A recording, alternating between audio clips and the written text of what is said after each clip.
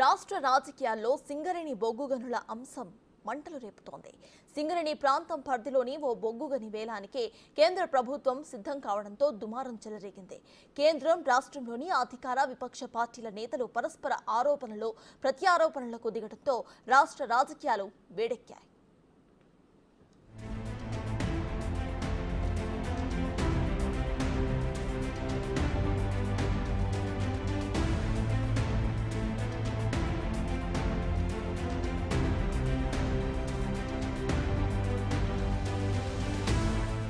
రాష్ట్రంలో సింగరేణి కేంద్రంగా రాజకీయాలు అట్టుడుకుతున్నాయి.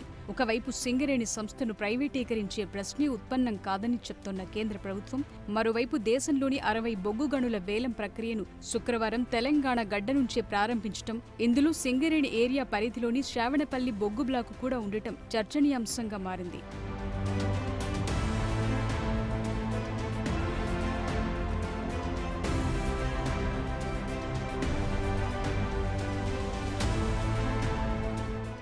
కేంద్ర ప్రభుత్వం mines and minerals development regulation చట్టం తీసుకురావడంతో ఏ సంస్థ అయినా వేలం ద్వారానే కొత్త బొగ్గు గనులను దక్కించుకోవాలని నిర్ణయించింది. దీంతో బొగ్గు బ్లాక్ వేలంలో పాల్గొనేందుకు సింగరేణి సంస్థకు గతంలో బీఆర్ఎస్ ప్రభుత్వం అనుమతి ఇవ్వలేదు. ఎట్టి పరిస్థితుల్లో వేలంలో పాల్గొనబోమని కేంద్ర ప్రభుత్వం ఇక్కడి బ్లాక్లను సింగరేణికే కేటాయించాలని ప్రస్తుత సర్కార్ కూడా పట్టుబడుతోంది.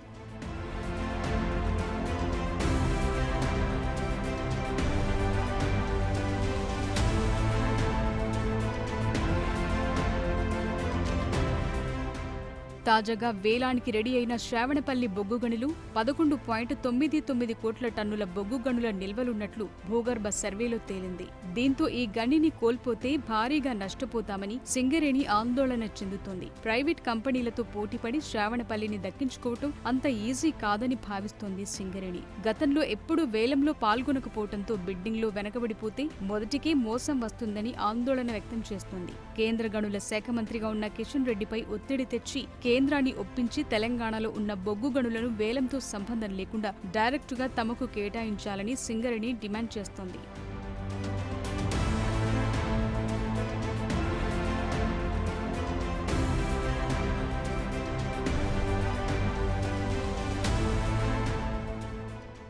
కాంగ్రెస్ సర్కార్ సైతం కేంద్రంతో తాడో పేడో తేల్చుకోవాలని భావిస్తున్నా కేంద్రం వెనక్కి తగ్గే పరిస్థితి లేకపోవడంతో సామరస్యంగా అయినా తెలంగాణ బొగ్గు గనులను సింగరేణికి ఇవ్వాలని కోరుతోంది. ఇప్పటికే సింగరేణి వేలానికి దూరంగా ఉండడంతో సత్తుపల్లి 3, కోయగూడెం బొగ్గు గనులను ప్రైవేట్ బొగ్గు కంపెనీలు దక్కించుకోవడంతో శ్రావణపల్లి కూడా చేజారితే ఇక కష్టమే అన్న భావనలో ఉంది సింగరేణి.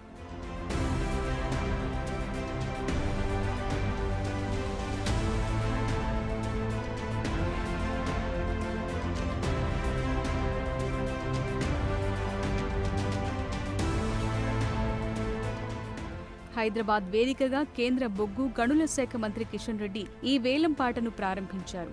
ఈ కార్యక్రమానికి డిప్యూటీ సీఎం భట్టి విక్రమార్కతో పాటు సింగరేణి సీఎండీ కూడా హాజరయ్యారు. మరోవైపు ఈ విడతలో దేశవ్యాప్తంగా 60 బొగ్గు గనుల బ్లాక్లను కేంద్రం వేలానికి ఉంచింది. వీటిని దక్కించుకునేందుకు బిడ్డర్లు పాల్గొన్నారు.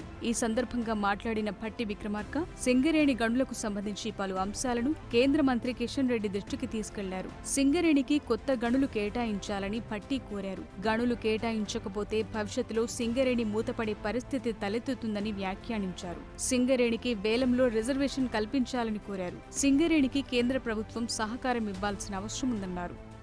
సుదీర్ఘ చరిత్ర ఉన్న సింగరేణి సంస్థ ఇప్పుడు 39 బొగ్గు గనులతో నడుస్తున్నప్పటికీ కొత్త గనులు కేటాయింపు లేకపోతే ప్రస్తుతం ఉన్న గనులు క్రమంగా తగ్గిపోవటం జరుగుతుంది. రానున్న 5 సంవత్సరాల్లో 8 భూగర్భ గనులు, 3 ఓపెన్ కాస్ట్ గనులు మూతపడబోతున్నాయి. ఆ తర్వాత రానున్న 5 సంవత్సరాలు అంటే 2032 నాటికి మరో 5 భూగర్భ గనులు, 6 ఓపెన్ కాస్ట్ గనులు మూతపడబోతున్నాయి. 2037-38 నాటికి మరో 5 గనులు మూతపడబోతున్నాయి.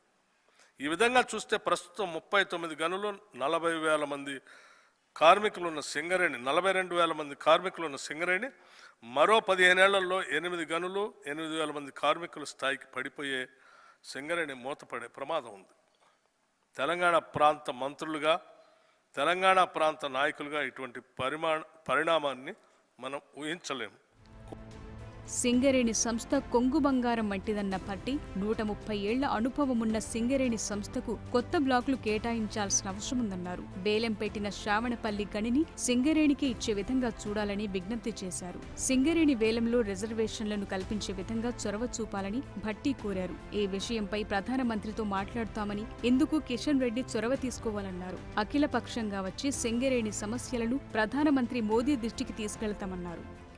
మీరు తెలంగాణ స్థితిగతులు తెలిసిన నాయకులు, మీరు ఈ విషయంలో ప్రత్యేక చొరవ చూపి సింగరేణి సంస్థకి గోదావరి పరివాహక ప్రాంతంలోని ఇంకా మిగిలి ఉన్న 1400 మిలియన్ల టన్నుల బొగ్గు తీసేందుకు వీలుగా చట్ట ప్రకారంగా రిజర్వేషన్ కోటాలో బ్లాకులు కేటాయించాలని కోరుతున్నాము.